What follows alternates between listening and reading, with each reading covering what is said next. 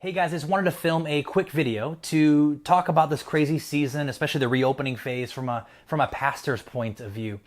Let me start by saying that I love the local church.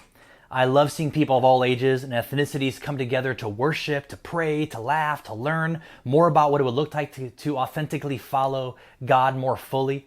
I think Sunday mornings and the church is a beautiful thing. And for many people like me, and probably some of you watching this, it's been part of your routine as long as you can remember. It's like the rising and the setting of the sun. On Sunday mornings, you just go to church. And this season has obviously impacted that. It's impacted all of us, every single person on the planet, both in large and small ways. Church meetings have been canceled for months now. And whether you attend a church of 25 or you attend a church of 25,000, I know, just like you, it's about more than just participating in a church service. It's more than that. The service is a source of hope and community and giving back and relationships, and it's a spiritual anchor among a lot of other things it is for all of us. And when those gatherings stopped, there was a deep sense of loss. I totally understand and I resonate.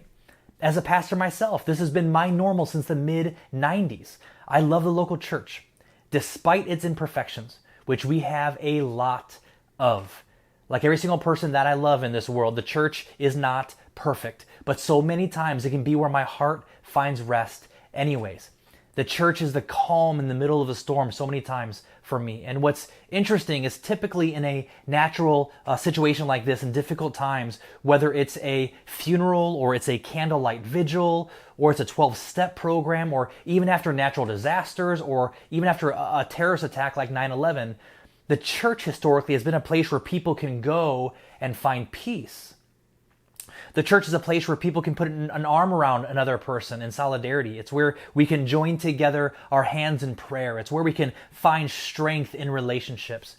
And what's so unique about this pandemic is that the times where we most need community right now is the very time where we find it most difficult to connect with one another.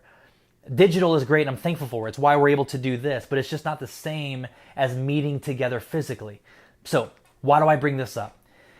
Because church leaders and members of churches all across the nation have been pushing to meet despite the guidance of medical experts and public officials.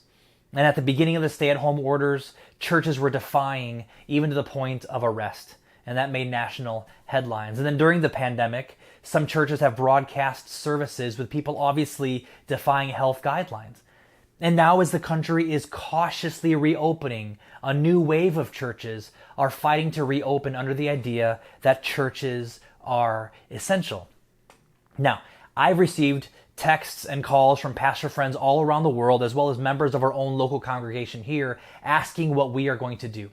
And let me start out by saying that I firmly believe the church is absolutely essential. You don't have to convince me of that. The church is essential. The church is essential in good times and even more so in difficult ones. But what is not essential is meeting in person. The church is not a service. The church is not a public gathering only. The church is a group of people that are doing their very best to live out the priorities of heaven here on earth, to do what Jesus would do if Jesus were living in their shoes. So we continue to be the church in this season, serving the vulnerable, looking for opportunities to bring hope, prioritizing prayer over worry, prioritizing people over stuff, and then prioritizing God above all of it. None of that changes. The church is now more essential than ever, but out of wisdom and out of a deep love, we as a Voice Church family, our church family here, are going to prolong our reopening of public services for as long as necessary. Why? To show our community that we love them, to care for their well-being, and to show the community that we are considering them. We're not just doing our own thing and fighting for our right to get together. We are considering the most vulnerable among us. So look, I do see a season coming when we will encourage small groups to gather together on Sunday mornings and watch the services together. And that'll be a great time to see people in small settings and eat and pray and worship with one another. And then eventually, one day, we'll all get to be in one room together. It'll happen. Maybe not for a while, but it'll happen. Paul, the apostle, says this. He says, I have been crucified with Christ, and I no longer live, but Christ lives in me. The life I live in the body, I live by faith in the Son of God who loved me and gave himself for me. In other words, Paul is saying, I no longer fight for my rights or my desires. I am a dead man walking. That old Paul was crucified with Christ. And just as Christ pushed past his temporal desires and gave his life for me, I'm called to do the same. That's what love does, doesn't it? Love doesn't demand its own way. Love gives. Love asks, what does the other person need? Love puts others ahead of themselves. Love says, what is needed from me in order to best show care and concern for the people in my life? So that's what we're going to do our best to try to accomplish in this season.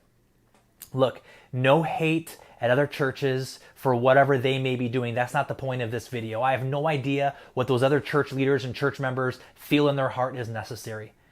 I'll only be held accountable for what I do, not what they do. This is what I feel we are supposed to do in order to practically live out our values of love and concern for the community God has us in. And as much as I want to see all of you, especially those of you guys that go to Voice Church, as much as I want to see all of you in person again, on the other side of this pandemic, what I really want more than anything is for God to look at me as a pastor, is for God to look at us as a Voice Church family and say, well done. You were faithful. You loved your community well. Now, if you are part of our Voice Church family here in Orange County, just know that Natalie and I love you deeply. And we miss you like crazy.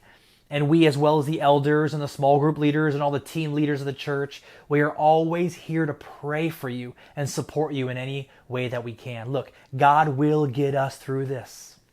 But let's engage with this unique once-in-a-lifetime season. Let's lean into Him and love others well. We'll get to the other side of this thing. God bless you guys. Have a great one.